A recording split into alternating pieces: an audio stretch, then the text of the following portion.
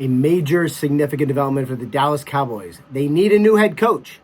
Mike McCarthy is out as the Cowboys coach after 5 seasons, after several days of extensive talks. The Cowboys and Mike McCarthy are moving on. It's I would say just a massive, massive development. I think a lot of the thought was the two sides would move forward together. They talked about football. They kept talking. They tried to make it work. In the end, it really wasn't about money. It wasn't about how much the Cowboys were going to pay McCarthy. It was about how committed they were to him. I think what McCarthy didn't want is to go into next season having it be just like this season, questions about his job status, where are they going to fire him, where are they going to move on, when's it going to end.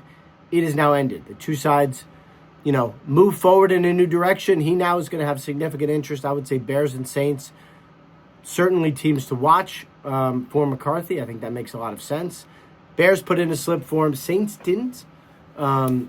They didn't. They wanted to wait for the Dallas process to play out. They didn't want to mess with that. So I would expect them to have interest now.